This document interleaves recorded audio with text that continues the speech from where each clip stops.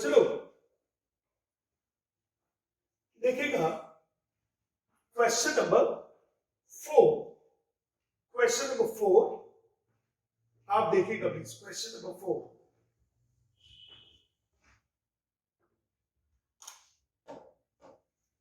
देखिए, हम लोग एक एक क्वेश्चन करते जा रहे हैं, कोई भी नहीं छोड़ेंगे। तो यस, इसमें टाइम तो लगेगा, ये बात तो सही है, लेकिन नॉलेज अच्छी हो जाएगी। ऐसी नॉलेज हमारे काम की है जो कि हमको एग्जाम टाइम तक हमारे साथ में रहेगी, है ना। नॉलेज वही है जो हमारे साथ में एग्जाम टाइम तक रहेगी। एग्जाम से पहले अगर साथ छोड़ जाए तो ये टाइम भी खराब होता है। तो बच्चों देखिएगा, क्वेश्चन है a vector is a vector, m is the scalar such that ma vector is 0, what are the alternative for m and a vector? तो या तो m की वैल्यू 0 होगी, either m is 0, or a vector is 0, a vector is a null vector, या फिर a vector is a null vector। बोला या तो sir a vector null vector होगा या m कितना होगा, 0 होगा। This is quite understood. और वैसे भी जो वेक्टर्स है ना अभी बहुत बेसिक लेवल पर है, जो फिलहाल वेक्टर्स है ना that is at the very basic level, बहुत ही बेसिक लेवल पर हम लोग वेक्टर्स को लेके चल रहे हैं। क्वेश्चन नंबर 5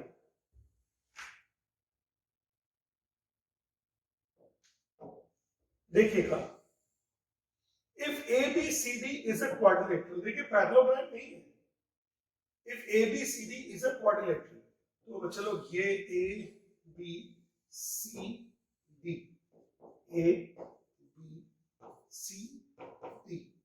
और एक वेक्टर दिया हुआ है BA वेक्टर, फिर एक वेक्टर है BC वेक्टर, फिर एक वेक्टर है CD वेक्टर, और फिर एक वेक्टर है DA वेक्टर। ओके, तो चलो एक सिंपल सा वेक्टर देखिए, क्या BC वेक्टर देखिएगा, BC vector plus CD vector plus DA vector, isn't it BA vector? Check कीजिए, यहां से यहां गए, यहां से यहां गए, यहां से यहां गए, तो मतलब यहां से यहां चले गए। BC vector plus CD vector plus DA vector is equal to BA vector. एक तरह से ये अगर आपको याद होगा polygon law of vector addition भी है, this is sometimes known as the polygon law of vector addition, कुछ ऐसा है ना। तो बच्चों अब आपको पूछा है find the sum of the vectors, तो अगर आपको पूछा गया है BA vector plus CD vector plus BA vector, BA vector plus BC vector plus CD vector plus DA vector, तो क्या इन तीनों का एडिशन BA वेक्टर होगा? तो यार answer could be 2 BA vector. ये हो गया ना बच्चों लोग। एक ये क्वेश्चन देखिए,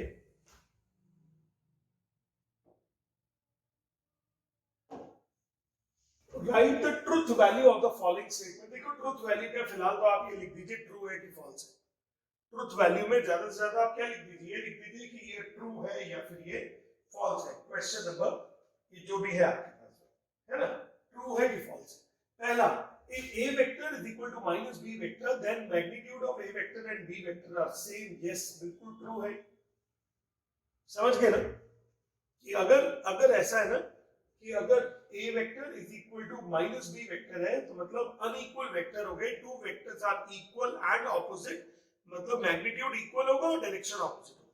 लेकिन अगर यहां लिखा है magnitude of A vector and magnitude of A vector means B vector means A is plus minus B, ये फॉल्स है, क्योंकि एक वेक्टर A वेक्टर ऐसा और B वेक्टर ऐसा भी तो हो सकता है जिनके मैग्नीट्यूड इक्वल हो।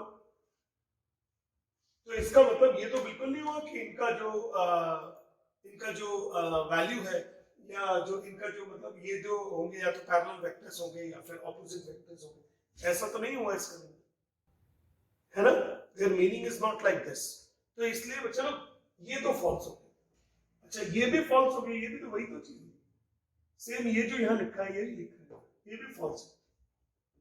तो इसका मतलब पहले वाला ट्रू है पर दूसरे वाला फॉल्स है।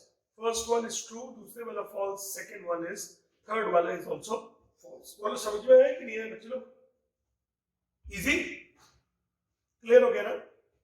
देखिए अभी और भी इसके अंदर क्वेश्चंस हैं, आप काफी सारे क्वेश्चंस देख सकते हैं। इसके सॉल्व एग्जांपल्स भी सारे ट्राई कीजिएगा। अगर आपको वेक्टर्स में एक अच्छी अंडरस्टैंडिंग चाहिए तो आपको ये वाले इसके सॉल्व एग्जांपल्स भी काम करते हैं। ये अंडरस्टैंडिंग आपको फिजिक्स में भी काम आने वाली है और मैथमेटिक्स में तो काम आएगी ही आएगी। बहुत बेसिक लेवल से एग्जाम में क्वेश्चन नहीं आता है, लेकिन अच्छे लेवल का तभी बनेगा ना भाई जब हमको बेसिक लेवल बनता हो। हम लोग क्यों करा रहे बेसिक लेवल? क्योंकि यही सब सोच के तो आगे वाले टॉपिक्स बनते हैं, इन्हीं सब सोच से तो आगे के टॉपिक्स बनेंगे। तो बच्चे लोग, if AB vector, AC vector, AD vector, AE vector, AF vector act as the vertex of the regular hexagon, ठीक है, A B C D E F, prove that the resultant is 6AO vector where O is the center of the regular hexagon। बच्चे लोग सबसे पहले एक hexagon ले लेते हैं। जरा एक क्वेश्चन में पढ़ी है कहीं पे, क्या उन्होंने कहीं लिखा है कि ये रेगुलर हेक्सागोन है? चेक कर लीजिए, क्वेश्चन में कहीं लिखा है ये रेगुलर हेक्सागोन लिखा है? कहाँ लिखा है? अच्छा यस, ये रखो। Okay, regular hexagon. Regular hexagon का मतलब एक ये, एक ये, एक ये, एक ये, एक ये और एक ये। ऐसे ही बनता है ना regular hexagon. A B C D E F. अब एक बात समझ लीजिए, अगर ये ए वेक्टर होता है तो ये मैग्नीट्यूड तो सबका ए हो जाएगा, डायरेक्शन में भी ऑपोजिट। लेकिन स्टूडेंट ये जो वेक्टर होता है ना एडी वेक्टर, ये एडी वेक्टर है, ये इसके पैरेलल है, ये भी इसके पैरेलल है। अब आपको दिया हुआ A B vector, A B vector for forces, 5 forces AB, AC, AD, AE, AF vector on the vertices। AB force लग रहा है प्लस AC लग रहा है प्लस AD लग रहा है प्लस AE लग रहा है और प्लस AF है ना। आपको प्रूव करना है टोटल 6AO है। टोटल कितना है? 6AO। चलिए तो बच्चे लोग सबसे पहले तो AB लग रहा है, AB वेक्टर, AC वेक्टर भी लग रहा है और AD वेक्टर भी लग रहा है और AE भी लग रहा है।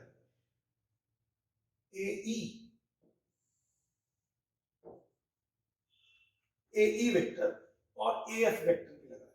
ओके,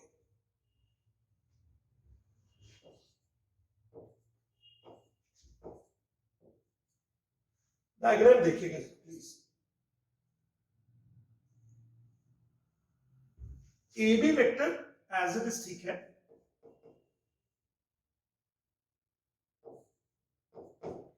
AC वेक्टर को लिख सकते हैं AB vector plus BC vector,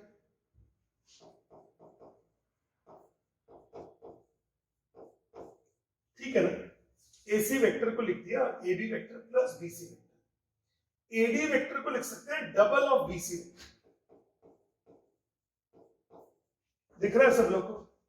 AB vector को लिख सकते हैं, AD वेक्टर को डबल ऑफ BC वेक्टर। कल भी मैंने बताया था रेगुलर हेक्सागोन के बारे। अच्छा, AF वेक्टर को क्या लिख सकते हैं? Sorry, AE vector, AE vector को लिख सकते हैं AD vector plus DE vector. AE vector को लिख सकते हैं AD vector plus DE vector plus AF vector. ऐसे सब लोग ध्यान से देखेगा। AB vector, AB vector, 2AB vector plus BC vector, देखेगा BC वेक्टर और EF वेक्टर, ये तो कैंसिल आउट ही हो जाएगा। AB, अरे 2BC कहां से आ गया? अच्छा ठीक है, तो BC और 2BC हो गया 3BC वेक्टर, फिर AD vector, AD vector, AD vector को फिर लिख सकता हूं मैं 2BC वेक्टर, AD वेक्टर को लिख सकते हैं 2BC vector, plus BE vector को क्या माइनस AB वेक्टर लिख सकते हो? चेक करें आप, DE वेक्टर को क्या माइनस AB वेक्टर लिख सकते हैं, और प्लस AF वेक्टर। बोलो आया समझ में कि नहीं? अब क्या हुआ, 2AB vector minus AD vector, ये कितना हो गया, AB vector plus 5BC vector plus AF vector. देखते जाइएगा ध्यान से। तो चलो अभी मेरा आंसर फंसा हुआ है तो मैं थोड़ी सी कोशिश कर रहा हूं, देखिएगा प्लीज सब लोग मेरे साथ में। देखिए अब आप क्या करेंगे, AD वेक्टर को तो एज इट इज लिखा रहने दीजिए, 5BC को भी एज इट इज लिखा रहने दीजिए, AF वेक्टर को लिख दीजिए AD vector plus BE vector plus EF vector. वो triangle law of addition vectors लग रहा है, देखते जाइएगा ध्यान से। मैंने किसको लिखा है, AF को लिख दिया है, AF वेक्टर को, this vector plus this vector plus this vector, ये AF वेक्टर। अब ये बताइए AB vector as it is plus 5BC vector as it is, AD vector को क्या लिख सकते हैं, AD को ट्वाइस ऑफ BC। चलो सर ठीक है, DE वेक्टर को क्या माइनस AB वेक्टर लिख सकते हैं, और EF वेक्टर को क्या माइनस BC वेक्टर लिख सकते हैं। अब आप देखिएगा प्लीज क्या हो रहा है, AB vector get cancelled out, 5 plus 2 7 minus 1 6 BC vector is equal to 6 AO vector. अगर आप देखेंगे ये है BC वेक्टर और ये है AO वेक्टर, ये भी तो बराबर है, इक्वल वेक्टर्स हैं, BC vector and AO vector. समझे ना सब लोग, हमने प्रूव कर लिया ना, एक अच्छा क्वेश्चन। और ये भी पक्की बात है कि जब मैं इसको दोबारा 10 बताऊंगा ना अगर, तो हो सकता है कोई डिफरेंट मेथड ले लूंगा। मैंने आज तक ये वाला क्वेश्चन इस मेथड से कभी नहीं किया, आई डोंट नो मैंने कौन से मेथड से किया, मुझे ये भी नहीं याद है कि मैंने कौन से मेथड से इन क्वेश्चंस को किया है। ये अगर आपको कॉपी करना हो तो चलिए अपनी कॉपीज में हेडिंग डालिए, concept of position vector, concept of position vector of a point, concept of section formula. तो चलो सबसे पहले मैं आपको कॉन्सेप्ट ऑफ पोजीशन वेक्टर बताता हूं, धीरे धीरे यहां से इंपॉर्टेंट चीजें शुरू हो रही है। आपको पोजीशन वेक्टर हल्का हल्का पहले से भी मालूम है, बट प्रैक्टिस अब हो रही है शामिल। वो प्रैक्टिस क्या है कि if this is a coordinate system, x axis, y axis और z एक्सिस भी दिख रही होगी, z एक्सिस ये वाली होती है, ये आपके साथ, ये कौन सी एक्सिस हो गई, z एक्सिस। अब ये पॉइंट हो गया P, x y z, और बच्चों लोग ये हो गया है पोजीशन वेक्टर। पोजीशन वेक्टर क्या होता है, position vector is the vector joining the origin to the position of the point. Position vector is the vector joining the position या origin to the position of the point. OP vector को बोलते हैं position vector of P, क्या बोलते हैं इसको, position vector of P, OP vector. और value कितनी हो जाएगी अगर आप चाहेंगे तो देखना, तो ये हो जाएगा xi plus yj plus zk, ठीक है ना। तो ये तो हो गया position vector of a point, position vector of a point, ठीक है ना, position vector of a point, यानी with respect to origin, position of a point with respect to origin हम लोग बात करते हैं, ठीक है। फिर इसके बाद में अगर आपको ये एक लाइन ले लें, ये है ए पॉइंट, ये है बी पॉइंट, ठीक है ना। ए का पोजीशन वेक्टर क्या हो जाएगा, ओ ए वेक्टर, और बी का पोजीशन वेक्टर कितना हो जाएगा, ओ बी वेक्टर। तो एक रूल है बच्चे लोग, अगर आप इसको ट्राइंगल लॉ ऑफ एडिशन से देखें, तो ट्राइंगल लॉ ऑफ एडिशन से देखेंगे तो ये हो जाएगा O A vector plus A B vector is equal to O B vector. ये आपको ना मैं 12th क्लास से पास स्टूडेंट की तरह पढ़ा रहा हूं। 12th क्लास में जो पास हो रहे स्टूडेंट, मतलब उनका मैच्योरिटी लेवल हाई होता है ना, जब ये काम अदरवाइज हम लोग कर रहे थे अक्टूबर के आसपास, लेकिन आज हम दिसंबर में कर रहे हैं, तो 2 महीने तो बड़े हो गए ना लोग, आप लोगों ने प्रैक्टिस ज्यादा कर रखी है, इस टाइम आपकी समझ ज्यादा है, तो समझ ज्यादा है तो उसी लेवल पर हम आपको पढ़ा रहे हैं। हम लोग कोई भी चीज ऐसी नहीं कोशिश कर रहे कि इनको रटा दो, नहीं। अब आप देखिएगा, तो ये हो गया ट्राइंगल लॉ ऑफ एडिशन। अगर ट्राइंगल लॉ ऑफ एडिशन, तो ए बी वेक्टर की वैल्यू कितनी हो गई, ए बी वेक्टर की वैल्यू हो गई है ओ B vector minus O A vector, यानी लिख सकते हैं ए बी वेक्टर अगर चाहिए आपको तो पोजीशन वेक्टर ऑफ बी ले लीजिए माइनस पोजीशन वेक्टर ऑफ ए ले लीजिए। अगर आपको पी क्यू वेक्टर चाहिए है तो उसको लिख सकते हैं O Q vector minus O P vector. P Q vector को लिख सकते हैं, पहले क्यू का पोजीशन वेक्टर ले लो माइनस, फिर पहले स्टार्टिंग में पी वाला ले लो, देख लीजिएगा ध्यान से। ओ पी क्यू वेक्टर है, सबसे पहले इसका पोजीशन वेक्टर माइनस इसका पोजीशन वेक्टर। अगर आपको एम एन का पोजीशन वेक्टर चाहिए तो क्या करोगे आप पोजीशन वेक्टर के लिए, आप पहले एन का पोजीशन वेक्टर लोगे माइनस एम का पोजीशन वेक्टर लोगे। फटाफट इसको कॉपी कर लीजिए।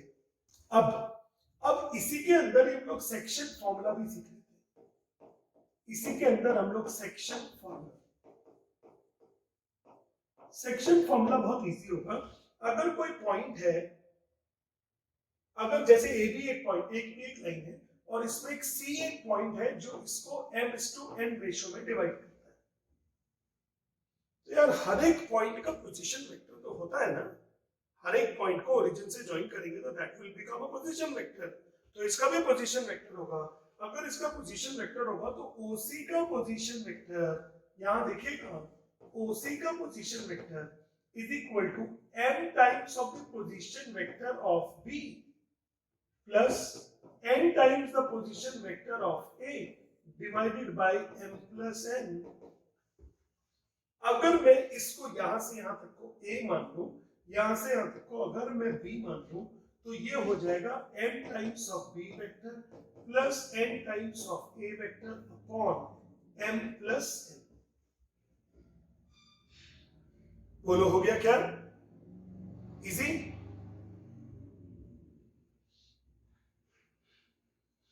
ये हो गया पोजीशन वेक्टर। वही पहले भी तो ऐसे ही करते थे ना हम लोग, पहले भी ऐसे करते थे, इसको इससे मल्टीप्लाई करते थे, इसको इससे मल्टीप्लाई करते थे और divided by m plus n। अच्छा, अगर जरूरत होती है तो हम यहाँ पे OP का मैग्नीट्यूड भी लिख सकते हैं। OP वेक्टर का मैग्नीट्यूड होता है अंडर रूट x1 स्क्वायर या x square plus y square plus z square, है ना। क्या लिख सकते हैं,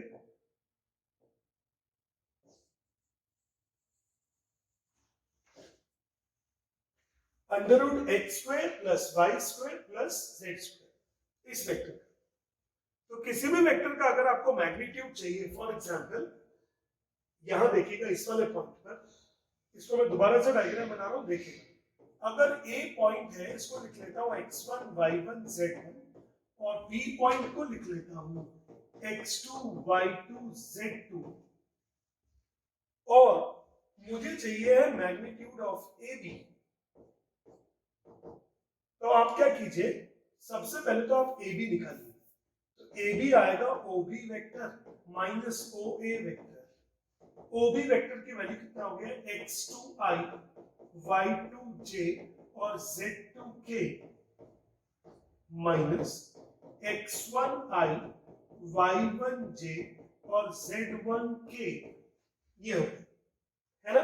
अब आप i वाले चीजों को क्लब कर लीजिए, x2 minus x1i y2 minus y1j और z2 माइनस z1k,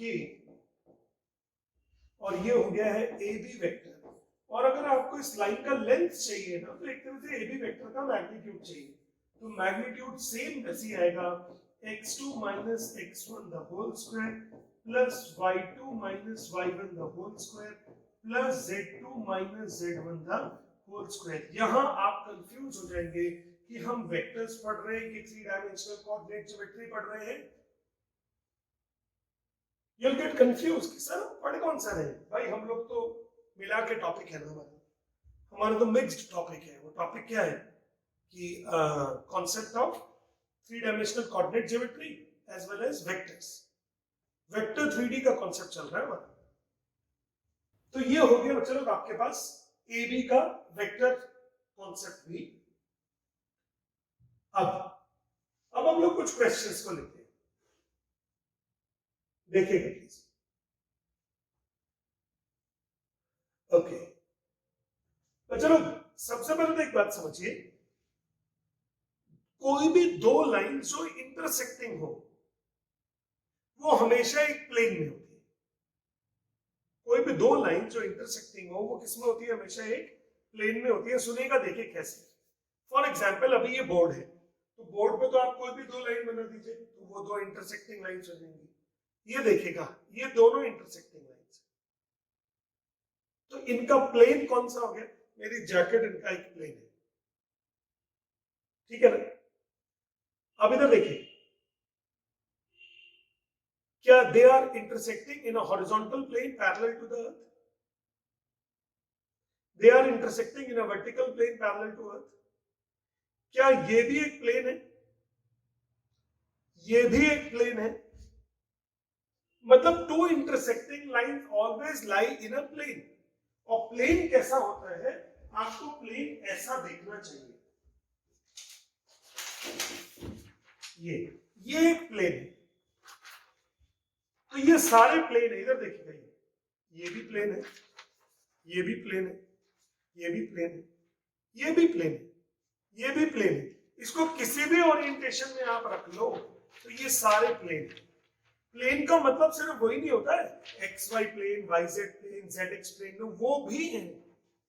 जैसे लाइन का मतलब तो बहुत सारी लाइन, कितनी भी लाइन बना सकते हैं, कोई जरूर थोड़ी है एक्स एक्सिस से लाइन होगा, वाई एक्सिस लाइन होगा, जेड एक्सिस लाइन होगा, नो, है ना, बहुत सारी लाइंस हो सकती हैं। ऐसे ये प्लेन्स भी बहुत सारे हो सकते हैं, लेकिन कोई भी दो इंटरसेक्टिंग लाइंस हमेशा एक प्लेन में होती हैं। अपने कॉपीज में लिख लीजिए, two intersecting lines are always in a plane, two intersecting lines are always in a plane, two intersecting lines are always in a plane. Okay, तो चलो एक क्वेश्चन देखते हैं। मैं आपको वो क्वेश्चंस करा रहा हूं जो कि आपके लिए एग्जाम के लिए बहुत जरूरी है, उस कॉन्सेप्ट को सीखना जरूरी है। मैं एक कॉन्सेप्ट डिस्कशन कर रहा हूं आपके लिए। देखिए ये क्वेश्चन है, show that there are 4 points A B C D with position vectors A vector, B vector, C vector, D vector. तो ए वेक्टर को आपके दिमाग में दिखना कैसे चाहिए, आपके दिमाग में दिखना चाहिए एक लाइन ओरिजिन से ए पॉइंट तक गई, वो पूरा हो गया ए वेक्टर। एक लाइन ओ से बी पॉइंट तक गई, वो हो गया B vector, C vector, D vector. आपके दिमाग में ऐसे वेक्टर्स आने चाहिए। आपको प्रूव करना है show that such that this is equal to 0 r coplanar। आपको ये प्रूव करना है, ये पढ़ना जरा, मैंने अंडरलाइन किया है। show that the 4 points a b c d are coplanar, show that the 4 points a b c d are coplanar। Okay, अब इसका दिमाग देखना कैसे यूज हम लोग करते हैं। देखिए बच्चों लोग, आपको गिवन क्या है, 3a vector minus 2b vector plus 5c vector minus 6b vector equal to 0। Okay, किन दो टर्म्स के कोफिशिएंट्स का सम बाकी दो टर्म्स के कोफिशिएंट्स के सम के बराबर है। जैसे 5 और 3 कितना है 8, 6 और 2 कितना है 8। तो देखो मैंने क्या किया, 3a vector plus 5c vector is equal to 2b vector plus 6b। दोनों को 8 से डिवाइड कर दिया, दोनों को किससे डिवाइड कर दिया? 8 से। अब जैसे ही दोनों को 8 से डिवाइड कर दिया, 3a vector plus 5c vector upon 3 plus 5 is equal to 2b vector plus 6b vector upon 2 plus 6। मान लेता हूं ये है एक वेक्टर m, ये क्या है? एक वेक्टर m। अब ये तो है calculation of mathematics, mathematical part है सिंपल, इसमें ज्योमेट्रिकली भी आपको नहीं दिख रहा है, बट मैं अब आपको इस वाले स्टेटमेंट का ज्योमेट्रिकल मीनिंग बताता हूं। इस वाले स्टेटमेंट का ज्योमेट्रिकल मीनिंग, ये ए पॉइंट है और ये सी पॉइंट है। ए पॉइंट का पोजीशन वेक्टर होगा ए वेक्टर, सी पॉइंट का पोजीशन वेक्टर होगा सी वेक्टर। ये लिखना गलत है जो मैंने लिख दिया है ना? ये पॉइंट थोड़ी होता है, ये होता है वेक्टर, तो पोजीशन वेक्टर। तो एक वेक्टर है, एक पॉइंट है m, एक पॉइंट है m। वो बोलता है सर मेरा पोजीशन वेक्टर है, क्या था? 3a plus 5c, 3a vector plus 5c vector upon 3 plus 5। Sir मैं ना इसको 5:3 रेशो में डिवाइड करता हूं, यही तो मीनिंग है। If m vector is equal to 3a vector plus 5c vector upon 3 plus 5, does it mean that m divides the join of AC in the ratio 5:3? m divides the join of AC in the ratio 5:3। m जो है ना वो AC को 5:3 ratio में divide करता है, यही तो मीनिंग हो गया। तो क्या इससे ये भी मीनिंग हो गया क्या m lies on AC? इससे क्या पता लग गया? m lies on AC, m lies on AC। m क्या होगा? m लाई करेगा AC पर, m लाई करेगा AC पर।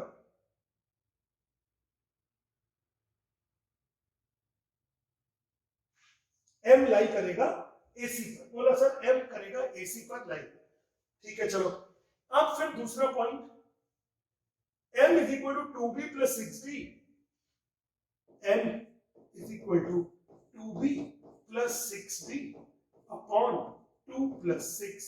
मतलब क्या हो गया कि ये एक पॉइंट हो गया, ये हो गया b वेक्टर, और मतलब b, या इसको ऐसे लिख देंगे b पॉइंट हो गया, इसका पोजीशन वेक्टर b वेक्टर, और ये d हो गया इसका पोजीशन वेक्टर d वेक्टर, और ये बोल रहा है 2 टाइम्स ऑफ b, तो ये हो गया 6:2।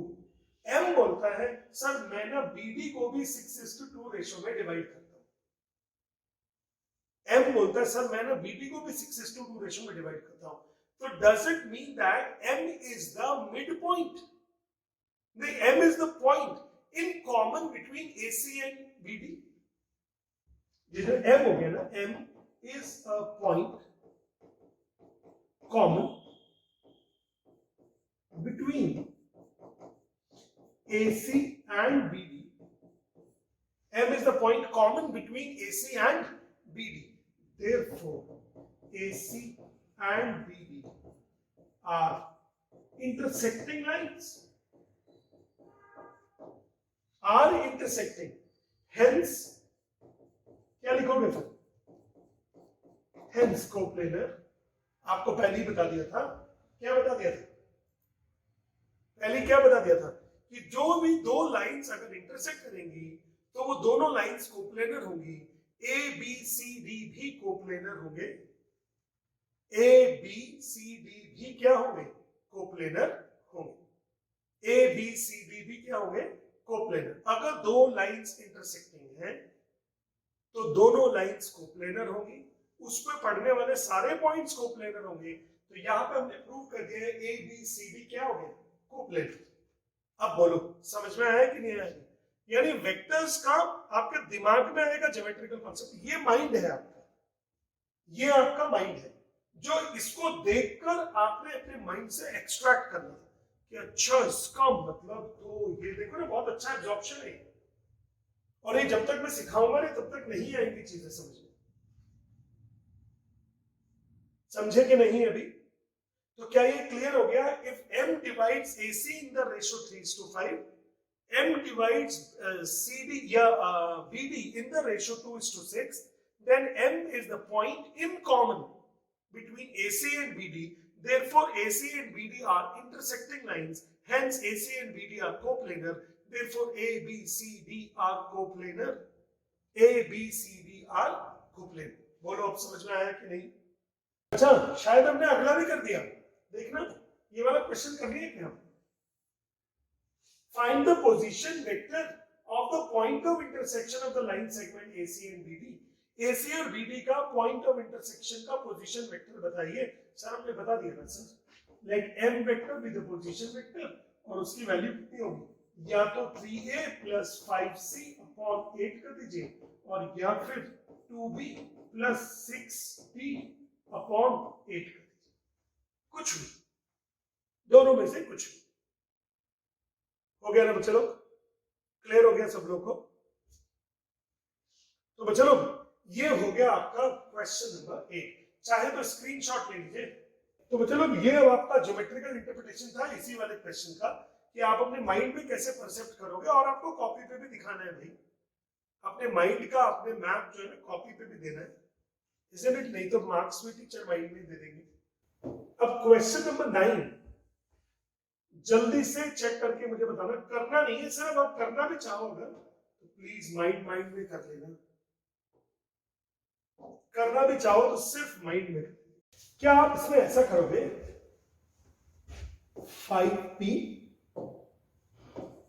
5p vector plus 6r vector is equal to 2q vector plus 9s vector और दोनों तरफ 11 से डिवाइड कर दोगे. यही करने वाले होंगे ना? छोड़ दूं मैं? हो गया है ना? अगर समझ में आना होगा तो पूरा ही आ गया होगा. इसमें मैंने आपको क्या क्या सिखा दिया. मैंने आपको पोजीशन वेक्टर सिखा दिया और इसके अंदर मैंने आपको सिखा दिया कि कैसे हम लोग प्रूव करते हैं कि अगर दो लाइंस को इंटरसेक्टिंग प्रूव करना है या दो लाइंस को कोप्लेनर प्रूव करनी है. ओके, संभालना इस क्वेश्चन को. अब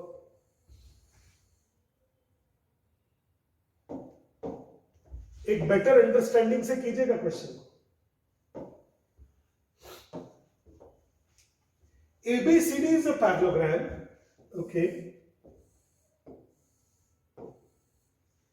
A, B, C, D. ABCD is a parallelogram. P is the point of intersection of the diagonals.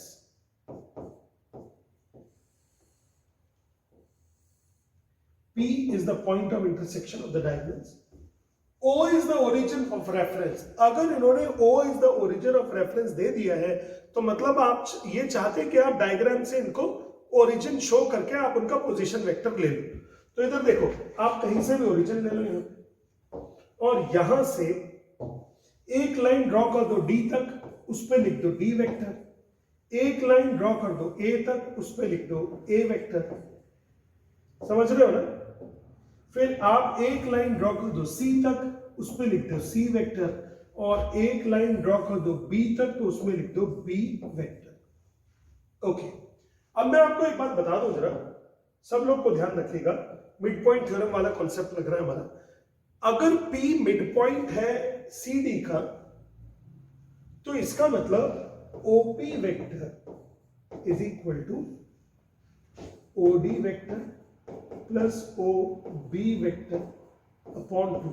अगर P BD का मिड पॉइंट है तो OD vector plus OB vector upon 2 और अगर P AC का मिड पॉइंट है तो OA vector plus OC vector upon 2. अगर क्या पैरेललोग्राम में तो डायगोनल्स के मिड पॉइंट होते ही, पैरेललोग्राम में तो डायगोनल के मिड पॉइंट्स होते ही है ना. अब आपको प्रूव करना है OA vector plus OB vector. इधर देखिए, लेफ्ट हैंड साइड ले लेता हूं. OA vector, OB vector plus OC vector plus OD vector. तो अब OA vector plus OA vector plus OC vector, इन दोनों को लिख सकता हूं 2OP वेक्टर. इन दोनों को भी लिख सकता हूं 2OP वेक्टर. ओहो, सर आप ज्यादा इजी नहीं बना रहे आज कुछ यार। ज्योमेट्री में ना, geometry 3 dimensional coordinate geometry, vectors, इसमें ज्यादा देखने का काम होता है और देख के फिर चीजों को समझ के फट से अप्रोच आ जाती है।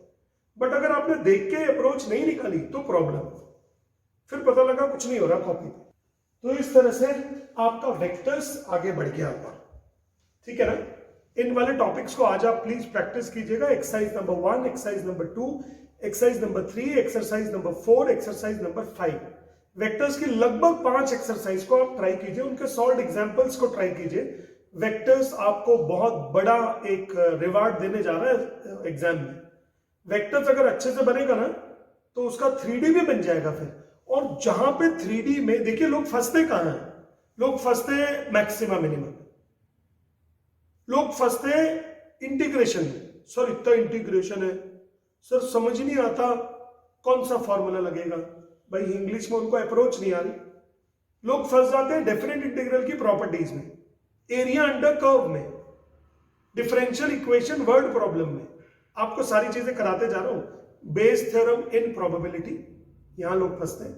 और वेक्टर्स में 3D में तो बिल्कुल फंस जाते हैं। लास्ट के टॉपिक्स होते हैं, सब लोग हाथ ऊपर कर देते हैं, सर मैं वो 3D समझ नहीं आ रही सर। अरे यार, एक बिल्कुल लाइफ का एक सिंपल सा कॉन्सेप्ट है कि जब भी आपको किसी चीज में डिफिकल्टी आ रही हो उस पर थोड़ा सा टाइम लगाओ, बस उस पर थोड़ा सा टाइम लगाओ। जरूरत हो तो किसी गुरु की सलाह ले लो। गुरु मतलब जिन्होंने उस काम को पहले कर रखा हो। टाइम लगाओगे तो वो सब काम आसान हो जाए। तो आप इस पे टाइम लगाइए वेक्टर्स पे, this will be rewarding you. खासतौर से अगर आप मैथ्स में 90 से ऊपर स्कोर करना चाहते हो तो ये वेक्टर्स जो है ना बहुत इंपॉर्टेंट हो गए, वेक्टर्स एंड 3D।